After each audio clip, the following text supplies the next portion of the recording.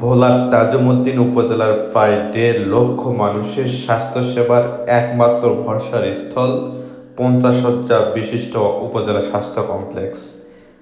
চিকিৎসক, নার্সসহ নানান সংকটে বেহাল দশা স্বাস্থ্যসেবা কেন্দ্রটির।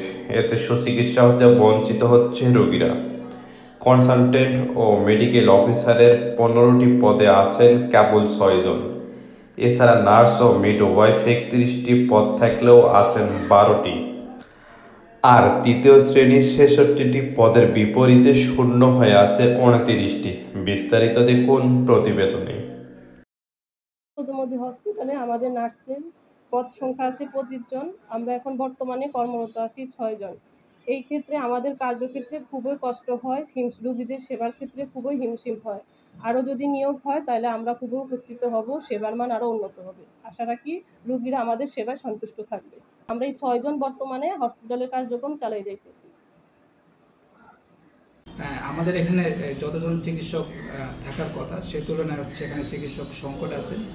তারপরেও আমরা আমাদের সক্ষমতা অনুযায়ী সর্বোচ্চ এই সংকট থাকার সত্ত্বেও সর্বোচ্চ সেবা দেওয়ার চেষ্টা করে যাচ্ছি। জনগণের প্রত্যাশা অনুযায়ী দেওয়ার চেষ্টা করছি, কিন্তু হয়তো প্রত্যাশা পূরণ হচ্ছে না। এখানে নার্স সহ আর অন্যান্য জনবল সংকট আছে। এই সংকট যদি পূরণ হয় তাহলে আমরা জনগণের প্রত্যাশা অনুযায়ী সর্বোচ্চ সেবা দিতে পারব। তজুমদ্দিন স্বাস্থ্য কমপ্লেক্সে প্রতিদিন ১৫০-২০০ রোগীর চিকিৎসা হয় বহির্বিভাগে।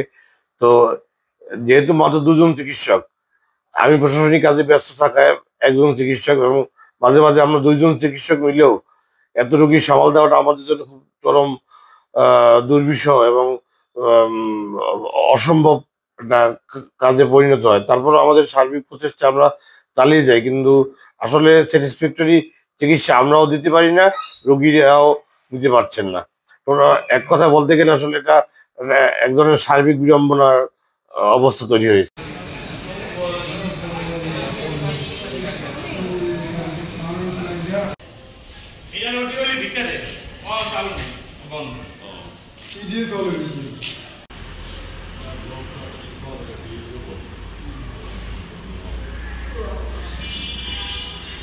আপনি প্রতিবেদন আকারে বিষয়টা লিখে আপনি সিবিএনজি বরাবর পাঠিয়ে দিয়ে দেবেন।